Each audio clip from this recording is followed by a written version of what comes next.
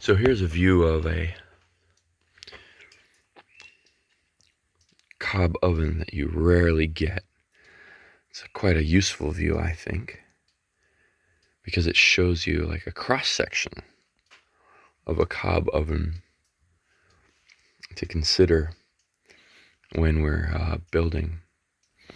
Now, generally what you do is you lay out brick or or make a flat cob floor. Brick would tend to be much more durable for a floor that you're scraping a fire in or putting wanting to put your pizza dough on.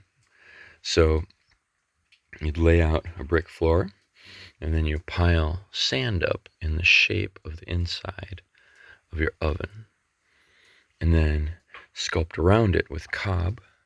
Now this cob, notice that it doesn't have any straw in it.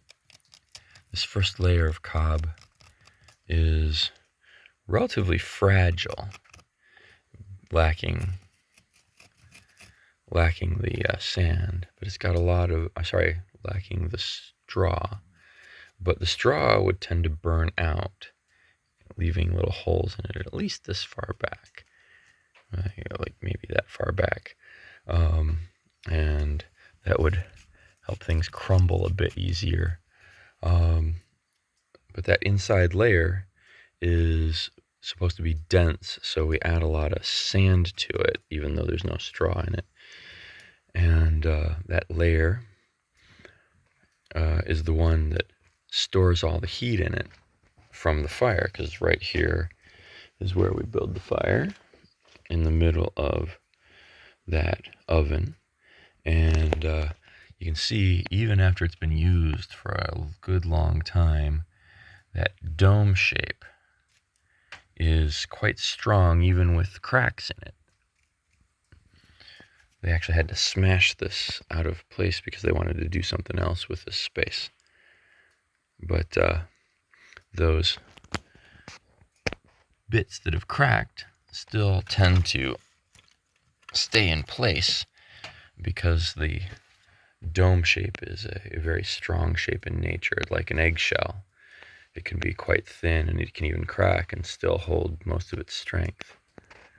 Now above that, we have another layer that's kind of crumbling from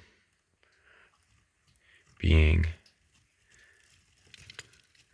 left to the weather. But what used to be in this layer, well, you can see how sturdy this, like almost fired cob layer in the middle is. But outside of that, there's this layer that had a lot of straw in it to make it strong.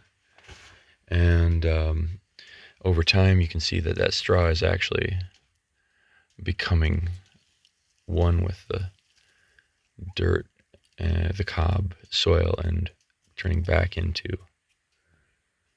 soil. Up here, this is an insulative layer with perlite in it. This is like Rice Krispies made out of rock that are super light, filled with tiny little air holes, and that gives us an insulation to store that heat from the fire in this layer and not let it radiate out through the oven, so that you can keep the oven a more even temperature and keep the oven warm longer, so that it is a consistent baking temperature. This is really good for like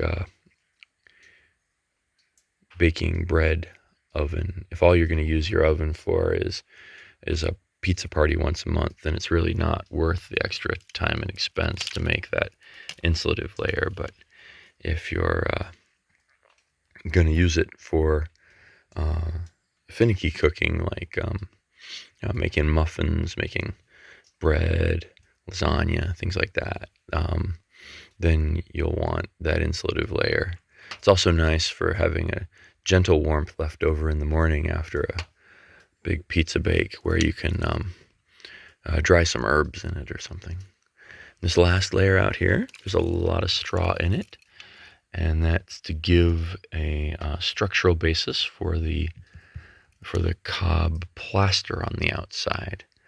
I'll see if I can give you a view of that. That plaster is what gives it its final shape.